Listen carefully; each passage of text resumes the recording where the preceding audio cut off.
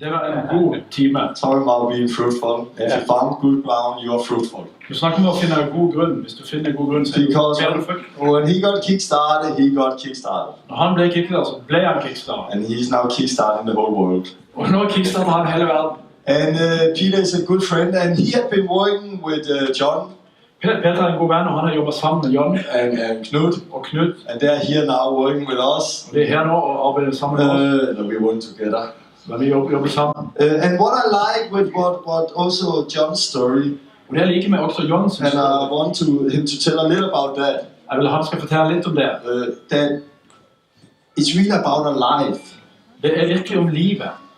Et liv. And it's about church. Og det er om kirke.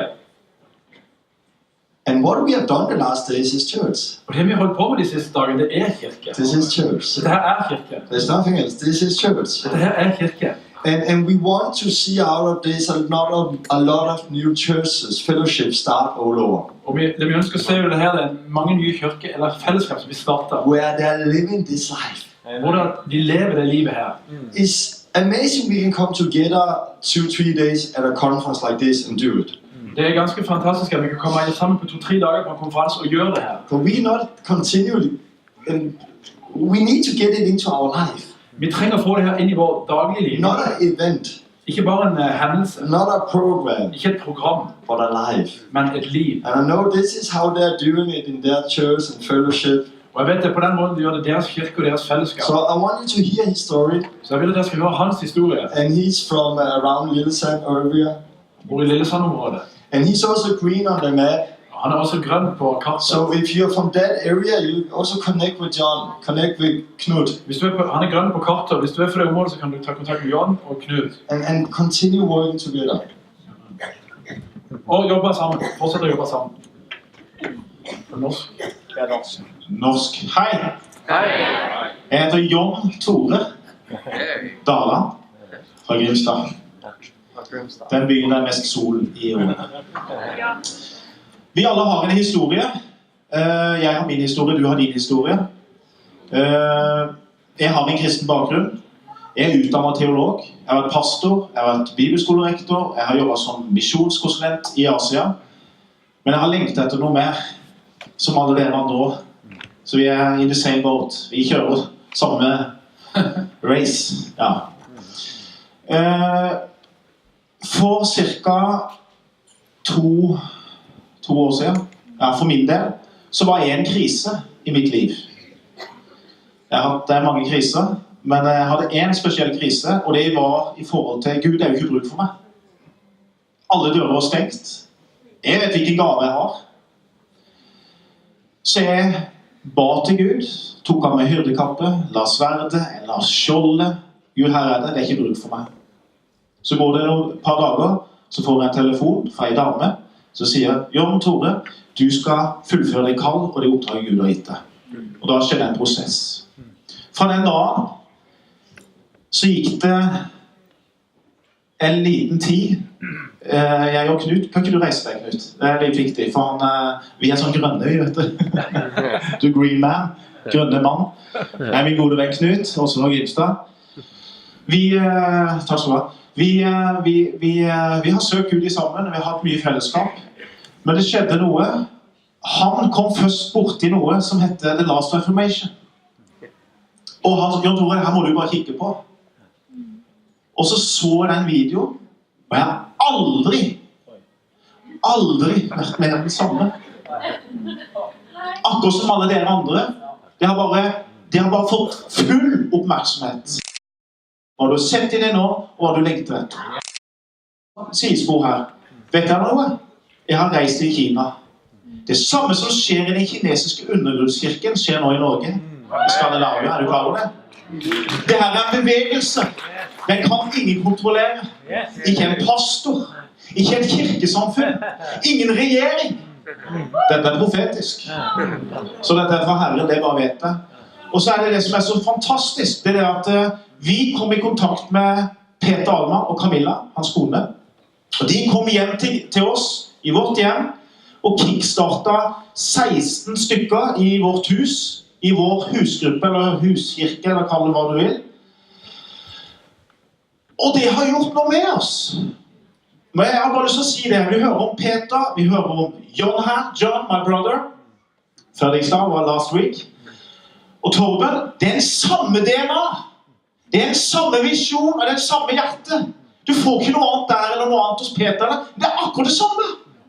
Og det kjenner jeg gjør meg trygg på at dette fra Gud. Det ikke noe som bare liksom, det konsentrert om en person. Nei, det snakk om hele Kristi kropp som kommer i funksjon. Og så ser du hva det har effekt på ditt liv. Det fantastisk. Bare tenk på det. Så Peter og Camilla, i 4 dager så hadde vi bonding altså. Fra tidlig om morgen, vi spiste frokost sammen, og vi spiste kvelds, og så la vi hver vår seng selvfølgelig. Men vi hadde fellesskap, og vi delte ordet, vi fikk undervisning, en samme undervisning som vi får her, og vi ba med og for hverandre, og vi var ute på gatene. Og jeg skal love dere, ja, jeg har stått foran, jeg er vant til å stå foran mennesker, jeg er vant til å stå og preke, men jeg har aldri, Knut kan bare fortelle, jeg har aldri spint så mye i hele mitt liv, første gang jeg var ute på gata. Jeg gikk i ring, altså. Men det akkurat det du opplever, vi er alle i en prosess, ikke sant? Første time som vi hadde ute i går, for eksempel, det var ganske spennende, for at vi kom ikke lenger enn bare å spørre. Men har du noen gang tenkt på at det er jo dette Kickstart handler om? Det er at jeg tar det first step. Første steget. Sånn at den strikken, den får tøyd seg. Skjønner du? Og blir mer og mer elastisk. Til slutt så er det en del av ditt liv. Og jeg må bare si, nå så er det mest naturlig for meg, det er når jeg ser et menneske spør jeg dem. Og det har aldri skjedd før. Ja, men du er jo en typisk evangelist, og tror det. Nei, jeg er ikke noen evangelist.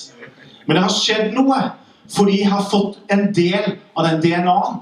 Eller for å si på en annen måte, Peter, John, Torben har vekt noe til livet meg som allerede var der før verdens grunnvoll ble lagt. Og det er det som skjer med ditt liv også. Det er noe som vekkes til livet, og det kan ingen kontrollere. Peter sa en ting til meg, til Knut, til min kone og hele gruppa. Når vi drar, så er vår største frykt det at dere blir sittende her. Han sa, det er ditt ansvar, Jon Tore, til å ta dette og gjøre noe med det. Er du med? Så det vil jeg si til deg, og det er det sterkeste du kan få ut av disse 3 dagene, det er at du drar hjem med det i hjertet. Hva gjør jeg med det jeg har fått? Er du med? For ellers så blir det bare en konferanse. Det blir bare en happening. Men jeg er ikke interessert i det. Jeg vil ha noe mer. Unnskyld uttrykket. Er du med? Jeg brenner så for at dette landet skal få se Jesus, og der han rekker ut sin hånd til tegn og under. Og det skjer gjennom deg og meg. For vi lever her. Og det er det som er så spennende i vår gruppe, i husgruppe. Så tar vi det vi har fått her. Vi tar det på våre løpebaner. Knut, han gjør det på sin løpebane, i sin jobb, i sin setting. Vi har andre her, for eksempel, det er butikksjef, som driver en stor butikk, matbutikk, skal jeg ikke si, for det er jo ikke noe reklame her. Men han opplever at det kommer mennesker inn på krykker, men de går ut uten krykker. Og det skjer en av Norges største kjeder, ikke sant? Men det handler om å være i funksjon på den løpebanen du er. Jeg er satt på min løpebane, du er på din løpebane. Du er du, og jeg er jeg. Jeg skal ikke være du, og du skal ikke være meg. Vi har alle noe unikt. Er du med? Så det du får handler om en ting. Hva gjør jeg med det? Og det er det som er vårt vitnesbyrd fra første helga 2017 i januar. Så er det et paradigmeskifte i mitt liv, i min kone, i min familie, i husgruppa, i Knut og hans kone, i våre liv. Så er det totalt forandret. Alt er snudd opp ned, men vi liker det. For vi ser jo mirakler. Vet du hva, det er noen helger siden så var jeg oppe i Stjørdal. Du vet hvor det er her? Er det noen fra Stjørdal her? Nei, i Trondheim-området.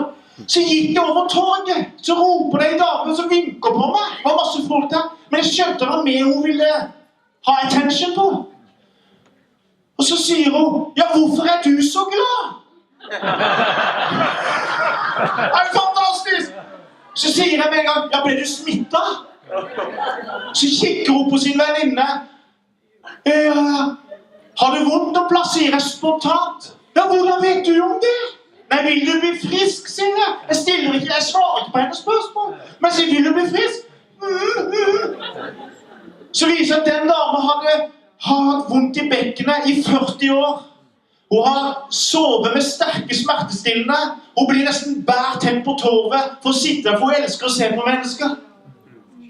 Så sier jeg, i dag kan du bli frisk. Så legger jeg min hånd på ryggen, så sier jeg, smerte går. Og i et nu, så må hun sperre opp øynene.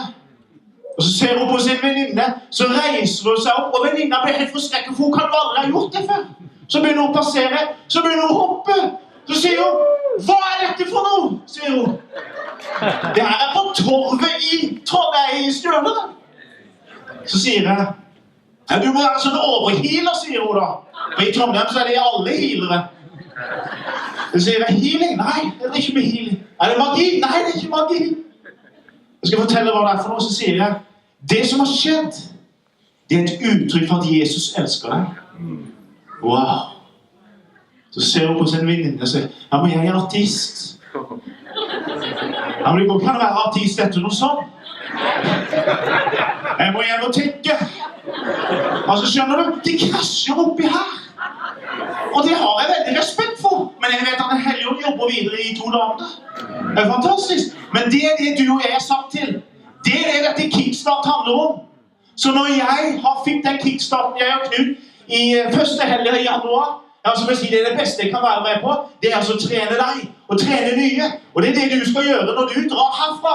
Da er det to be continued. Yes. Amen. Yes. Er det greit nå? Takk for meg. Så vi traff, det var en som døpte seg i stad. En av de siste som døpte seg, og det var fantastisk.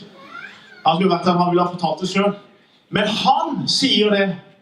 Han har en veldig tøff bakgrunn, en kriminell bakgrunn. Sitter faktisk inne, er på perm. Det er spesielt. Men Gud hadde fortalt at han skulle stille opp i gata på det hjørnet. Og han skulle stå der til det kom mennesker som Gud sendte. Og der kommer vi, vet du! Kan du tenke deg det? Og vi hadde en connection med en gang, vet du. Og jeg sa det, ja, men du må bare komme her og være på Kickstart. Ja, vi drar på, vi er masse, vi blir trent. For han hadde jo møtt Jesus inn i fengselet. Akkurat som Peter og Silas, vet du hvorfor jeg glad? For her er det da dørene bare sprenger opp og de går ut, ikke sant? Sånn opplevde han så han var på perm, bare for å treffe en Kickstart-gruppe. Det var helt fantastisk.